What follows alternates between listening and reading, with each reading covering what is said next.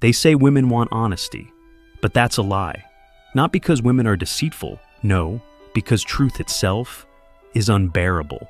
You learn this the moment you stop playing along, the moment you stop filtering your thoughts to be digestible, the moment you strip off the social mask and speak from the raw, unfiltered depths of your mind.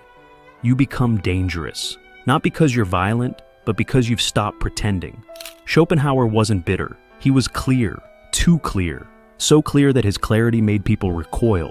And what he said, what he whispered beneath his breath about women, desire, and delusion, it was never meant for the ears of the comfortable, because he didn't believe women loved truth. He believed they loved illusion. That romance, that affection, that courtship wasn't about honesty.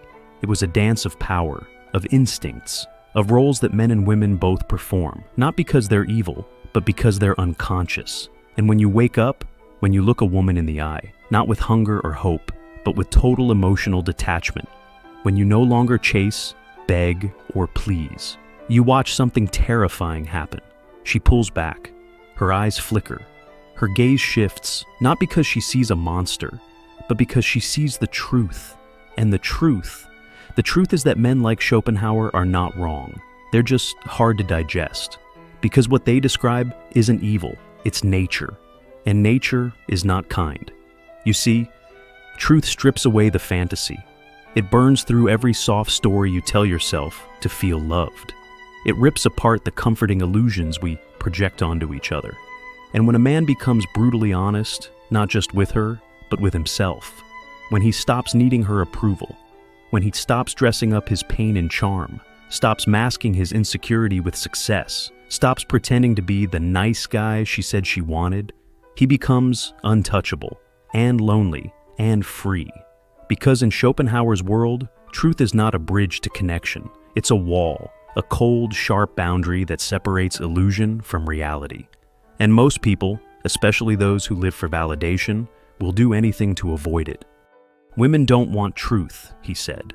They want something they can love, something they can feel, something they can admire. But truth doesn't try to be any of those things. It just is, cold, unapologetic, and empty of comfort. And when a man swallows this truth, when he stares into the abyss of human nature and sees no love at the center, no salvation, no grand cosmic romance, something inside him changes. He stops chasing women, he stops trying to be good. He stops bending himself into the shape of her fantasies. And in that silence, he meets himself for the first time. That's the real journey, not winning her, but detaching from the need to be won. Because if your self-worth is built on her attention, you'll never know who you are without it. Schopenhauer's cold truth isn't that women are shallow. It's that human desire itself is shallow. That the entire structure of romance is built on survival, not soul. That women are not villains, but mirrors. And most men, they don't want to see what's really in the mirror. They want a reflection that flatters them, that tells them they are enough, that they are good men, desirable, strong, safe. But what if you aren't? What if you're still broken, still lost, still weak in the eyes of your own soul?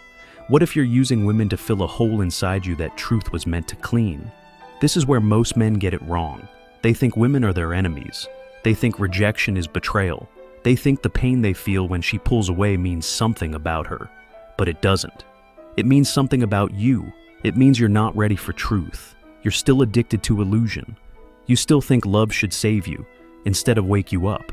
Because a woman will test you, not to hurt you, but to see if you bend, if you crumble, if you fold back into the role you were trained to play, the pleaser, the provider, the protector, but the man who cannot be bent, the man who doesn't flinch when she withdraws, the man who doesn't negotiate for affection, he is the one she cannot control.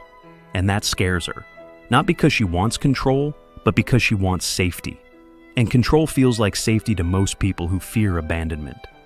So, when you strip away your emotional dependency, when you stop dancing for her smile, when you look at her not as salvation, but as a sovereign human being, something new emerges. Not love, not passion, not submission, but power. The power of presence, of non-attachment, of masculine calm in the face of emotional chaos.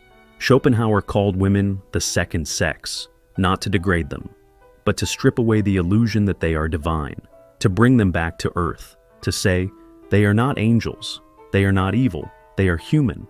And the man who sees this, the man who accepts her full shadow, not just her beauty or her warmth or her sensuality, but also her fear, her manipulation, her tests, her silence, that man becomes immune, not because he hates her, but because he no longer needs her. And that's the truth women can't bear, not because they're fragile, but because that kind of detachment feels like abandonment. It feels like you've exited the dream, like you've unplugged from the fantasy. And now you stand there, untouchable, unbothered, unfazed. She can't argue with you, because you're not fighting. She can't seduce you, because you're not hungry.